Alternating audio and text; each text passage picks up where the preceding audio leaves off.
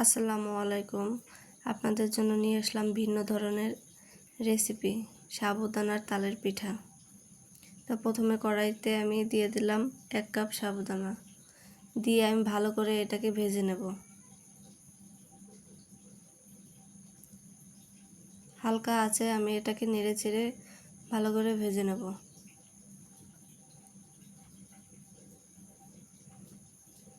তো আমি 5 থেকে 7 মিনিট এটাকে আমি ভালো করে নেড়ে চেড়ে নামিয়ে নেব। তো আমি এটাকে হালকা ঠান্ডা করে ব্লেন্ডারে ব্লেন্ড করে নিয়ে এসেছি। এই পর্যায়ে এসে আমি একটা ডো বানিয়ে নেব। তো এখানে নিয়েছি আধা কাপ তালের রস। তো তালের রসগুলো দিয়ে আমি ভালো করে নেড়ে চেড়ে একটা ডো বানিয়ে নেব। তো এই পর্যায়ে এসে আমার 1 কাপ তালের রস লেগেছে। 1 কাপ সাবুদানার জন্য 1 কাপ তালের রসই লেগেছে এখানে।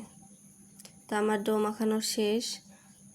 আমি এখানে ছোট ছোট লেচি কেটে আমি এগুলোর লতার মতো করে কেটে নেব।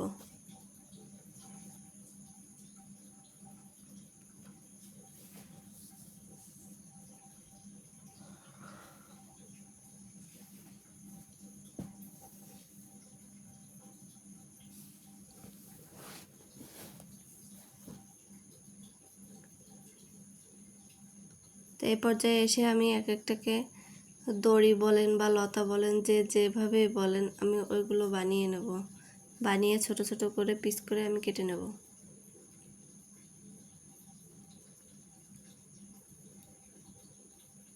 আমি এইভাবে সবগুলো বানিয়ে কেটে নেব।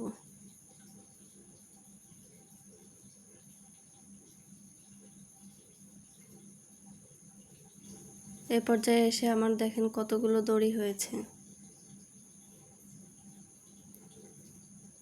আমার 1 কাপ সাবুতে এতগুলো হয়েছে।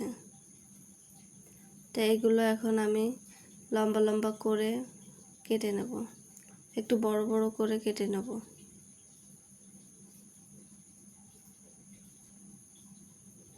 আপনারা দেখে নেন।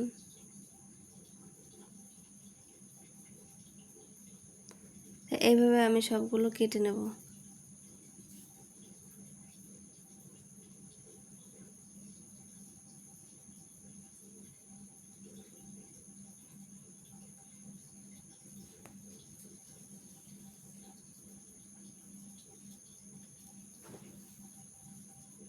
তো এই পর্যায়ে এসে আমার সবগুলো কাটা শেষ। আমি এগুলো এখন রান্নার জন্য বসিয়ে দেব।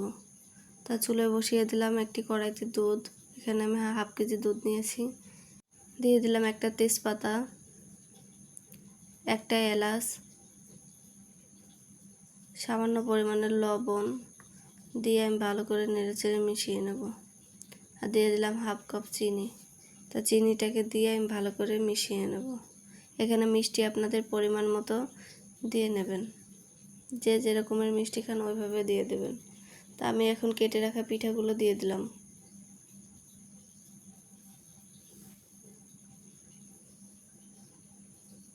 দিয়ে আমি ভালো করে নেড়েচেড়ে এগুলোকে আমি রান্না করে নেব।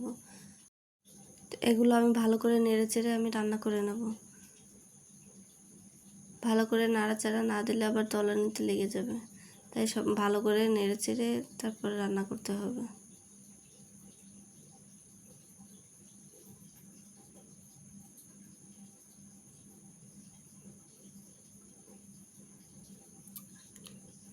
তো আমি একটু সময় ধরে ভালো করে নেড়েচেড়ে রান্না করে নিচ্ছি।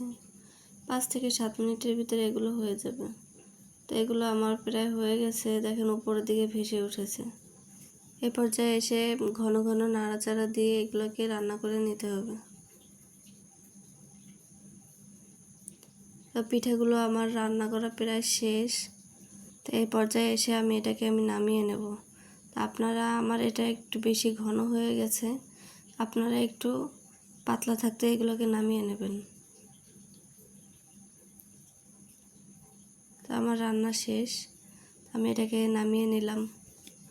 তো আমার রেসিপিগুলো যদি আপনাদের কাছে ভালো লেগে থাকে, প্লিজ আমার চ্যানেলটাকে সাবস্ক্রাইব করে দেবেন। কমেন্ট বক্সে জানিয়ে যাবেন কেমন হলো রেসিপি। তো সবাই ভালো থাকবেন, সুস্থ থাকবেন। আল্লাহ হাফেজ।